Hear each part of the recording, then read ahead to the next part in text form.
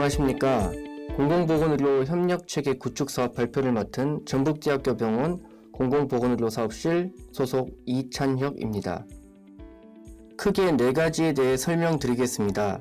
첫 번째, 권역조직 및 협의체 구성, 두 번째, 기초조사 수행, 세 번째, 퇴원환자 지역사회 연계사업, 네 번째, 향후 계획에 대해 각각 말씀드리겠습니다. 전북대학교 병원의 권역조직 및 협의책 운영에 대해 말씀드리겠습니다. 현재는 공공의료본부 조직 미신설로 인하여 사업 인력은 병원 내 공공보건의료 사업실 소속으로 사업을 진행하고 있습니다. 2021년 원장 직속의 공공의료본부 설치 후에 공공보건의료 사업실을 산하에 배치할 예정입니다. 현재 진행 중인 암센터 증축 사업이 끝난 후 공공보건의료 사업실 및 공공의료본부의 업무 공간을 배정할 예정입니다. 협의체 구성으로는 현재 남원의료원과 군산의료원과의 화상회의를 통해 퇴원 환자 연계, 중증 뇌혈관 질환, 응급이송, 전원, 전라북도 감염 관리 능력 향상, 교육 등 논의를 진행하고 있습니다. 추가적으로 원광대학교 병원 권역심뇌혈관 센터와의 협의체 관련 논의 중에 있습니다. 다음은 기초조사 수행에 관하여 발표하겠습니다. 기초조사는 퇴원의 환자의 지속적인 모니터링을 통하여 건강 및 주변 환경을 파악하여 본 사업의 목표와 방향 설정을 위한 중요한 기초 자료로서의 제공을 목적으로 합니다. 대상군은 신경과에 입원한 증상 발생 7일 이내의 뇌졸중 환자를 대상으로 하며 신경과 전문의가 영상학적 기법을 통해 판독하여 급성기 뇌졸중 병변이 확인되는 경우로 한정하였습니다. 초기 기초조사를 시행한 뒤 실무적으로 더 필요한 사항들을 더욱 보완하고자 수정하여 현재 기초조사 서식지를 만들게 되었습니다. 현재 기초조사 항목 설정 기준은 다음과 같습니다. 앞서 언급하였듯이 초기 기초조사 경험상 환자들의 퇴원 후 상태 변화를 파악하기에는 그 기간이 부족하다고 판단되어 모니터링 주기를 3개월, 더 나아가 1년까지 연장하여 모니터링 기간을 수정하였습니다. 이 서식은 현재 수정되어 사용 중인 기초조사 서식입니다. 입원 시 초반에는 환자의 상태, 뇌졸중 유형, 주요 시술뿐만 아니라 환자의 다양한 정보를 조사하게 됩니다. 그리고 퇴원 후 전화 및 방문 모니터링을 통하여 요양장소, 복용약제의 수능도 여부, 부작용 등 퇴원 후 환자의 상태를 세부적으로 파악하게 됩니다. 여기서 초기의 기초조사와 다르게 현재 기초조사의 수정된 사항은 효율적 측면을 고려하여 GDS와 HDRS를 사용하지 않게 되었습니다. 재정적 상태의 월 수입 부분의 단위를 국립중앙의료원의 통합연계서식에서와 같은 단위로 재구성하였습니다. 이 외에는 기존 포맷과 같은 양식을 유지하고 있습니다. 기초조사 실적에 대하여 말씀드리면 다음 그래프와 같이 사업 초반인 2019년에는 총 153명을 시행하였고 2020년에는 총 191명을 시행하였으므로 점점 기초조사 건수가 증가하는 추세 중임을 알 수 있습니다. 다음으로 기초조사 통계사항에 대한 내용입니다. 통계 작업을 수행한 기간은 2019년 6월부터 10월이었으며 해당 기간 내 환자 수는 총 85명으로 남자는 46명, 54.1%, 여자는 39명, 45.9%로 나타났습니다.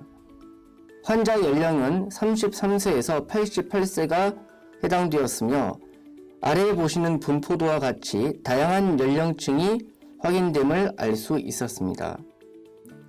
또한 신경학적 중증도를 나타내는 MRS를 기준으로 두 군으로 분류하여 분석하여 보았습니다.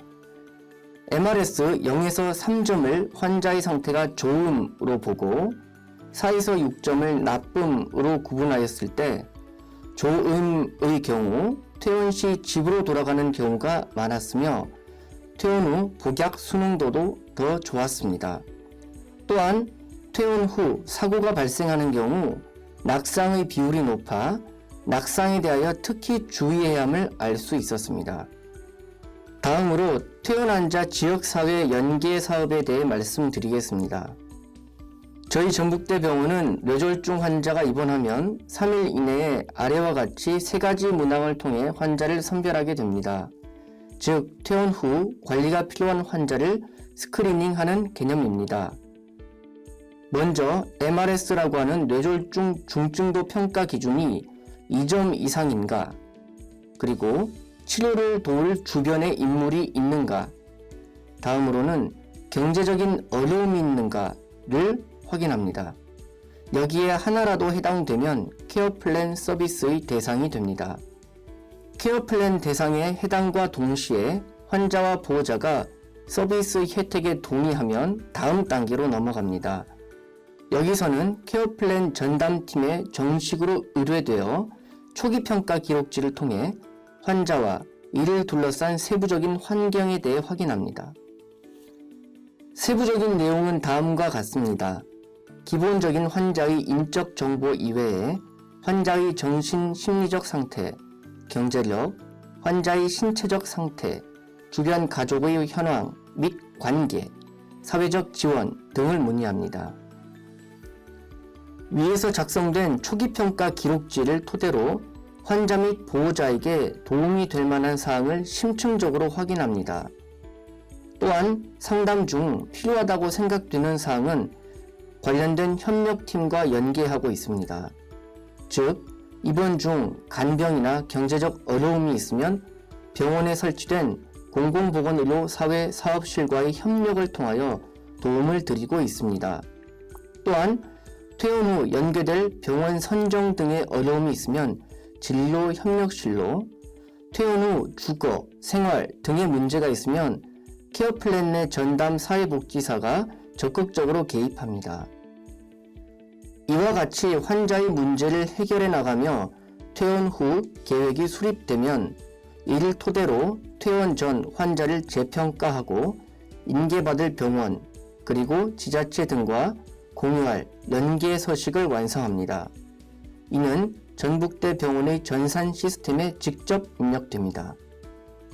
작성된 퇴원 환자 지역사회 연계 서식의 예시입니다.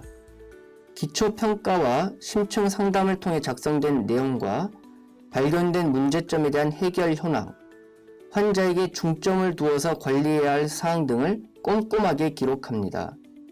이 연계 서식은 인터넷 연계망을 통해 실시간으로 공유가 가능합니다. 이 양식을 토대로 신경과 의사, 전담 간호사, 사회복지사가 모여 환자에 대해 의견을 교환하고 최종적인 방향을 수립합니다. 이처럼 환자의 문제점을 적극적으로 관리함으로써 퇴원 후 건강한 삶을 이어나갈 수 있도록 최선을 다하고 있습니다. 다음으로 실적 부분을 말씀드리겠습니다. 우선 2019년도에는 서식 구축에 대한 논의 등이 이루어졌습니다. 최초 질환별 퇴원 환자 통합 연계 서식이 10월에 배포되었고 저희 병원에서는 해당 서식을 토대로 시범적으로 운영을 시작하였습니다. 이에 따라 2019년도 10월부터 12월까지 6명의 대상자에 대해 케어 플랜을 수립하였습니다. 이 과정을 통해 배포된 서식과 내부 체계의 적절성에 대해 검토해보는 시간을 가지게 되었습니다. 2020년도의 퇴원 환자 지역사회 연계 사업의 실적에 대해 말씀드리겠습니다. 2020년도부터는 사업이 실질적으로 진행된 시점이라고 보고 있습니다. 현재까지 총 38명을 대상으로 케어 플랜을 수립하였고 각 환자별 상황에 맞는 의료보건 복지 계획을 수립하고자 노력해왔습니다. 다만 아직까지도 환자 및 보호자로부터 적극적인 반응 유도의 어려움을 겪고 있어 케이스 선정에 어려움을 겪고 있는 부분은 사실입니다. 다음으로 모니터링 실적 현황에 대해 말씀드리겠습니다. 총 인원수는 2020년 케어 플랜 수립 환자 수와 동일한 38명이 해당됩니다. 사망한 환자와 전화 불응, 기타의 사유로 모니터링이 불가능한 환자를 제외하고 현재 32명을 대상으로 모니터링을 진행하고 있습니다. 다음으로 MOU 협약 및 사업 홍보와 관련되어 말씀드리겠습니다. 전라북도 지역 내 위치한 지역 책임 의료기관과 더불어 각 병원, 보건소, 복지기관 등을 대상으로 사업에 대한 안내문과 더불어 홍보 물품을 배부한 적이 있습니다. 아쉽게도 모든 기관들로부터 긍정적인 반응을 얻지는 못하였지만 총 39곳의 기관들과 MOU 협약을 맺는 계기를 마련하였습니다. 사업 홍보와 관련해서는 관련 책자 및 리플렛, 배너 등을 비롯한 사업 안내문 등 제작하여서 원내 대상 및 원외를 대상으로 홍보를 진행해 오고 있습니다.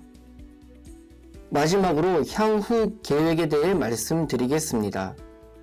금년도 사업을 수행하면서 환자 및 보호자뿐 아니라 지역사회 유관 기관들에게도 사업에 대해 적극적으로 홍보하는 필요성을 느꼈습니다.